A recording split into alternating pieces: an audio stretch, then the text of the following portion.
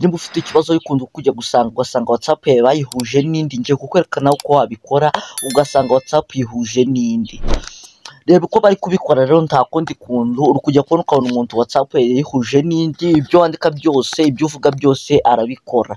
Nta kindi kintu uri gukora, urafungura WhatsApp yawe. Ukimara gufungura WhatsApp yawe urarindira gato kubera ikibazo cya connection. Turasubira inyuma, uze hano ngaha kwande kuri utu tudomo dutatu, kanda hano ngaha kuri setting yayo.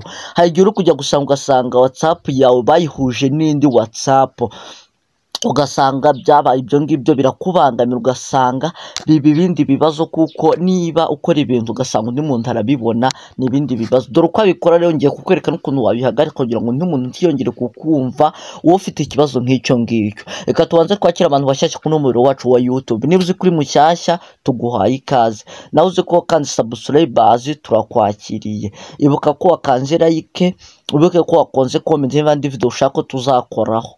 Mbibutsa ko buri wa gatatu na buri wa gatandatu bazajya bari live turi gukora telefoni, tubikagucike tungurana n'ibitekerezo tunazamurana. Ikindi kintu cya gatatu rero, mbibutsa ko muri izi video zacu dukora uri kubona ko hari ikindi kintu twakongeramo cyangwa hari ahandi hantu watugeza. Nimero zacu ziba ziri kuri ino video ni 0794141481. Wumva ko ari inkunga wadutera cyangwa hari ubundi buryo wadufashamo, waduhamagara cyangwa indi serivisi yose waduhamagara cyangwa ukatwandikira kuri WhatsApp twagusubiza bidatindiye. Tahandi hantu rero uri bujye urahita uza hano ngaha ahantu handitse ngo account. Hano uri kujya ukabona WhatsApp yawe bayihuje n'indi, ugasanga bayihuje n'indi, ugasanga byabaye ibindi bibazo. Ngiye kukwereka uko wabikora nawe ukayihuza n'indi cyangwa uko wabyirinda kugira ngo hatazajya uyihuza n'indi. Ngiye kukwereka uko wabikora rero, ureta uza hano ngaha ukanda hano next. Hano rero uhita wandikamo izindi nimero, hano ngaha wandikamo izindi nimero. Rero mbibutsa ko yuko WhatsApp yawe umuntu ashobora kuyihuza n'izindi nimero.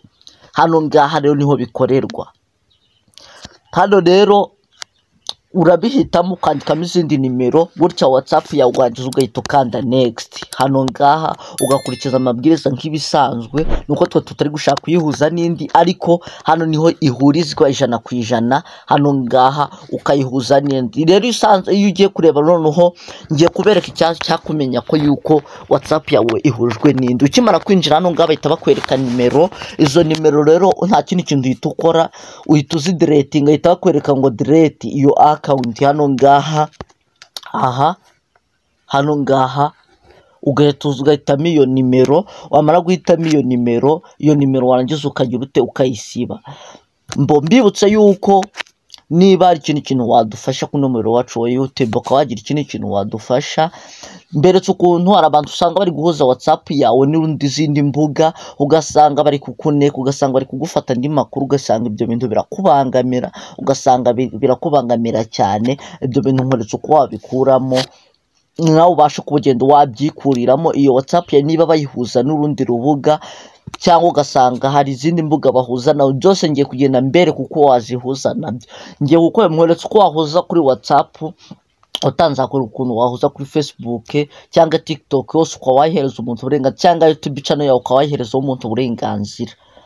Yego, umuntu wamuhereza uburenganzira kuri YouTube channel yawe, ibyo akoraho nawe ukari ibyo ukoraho.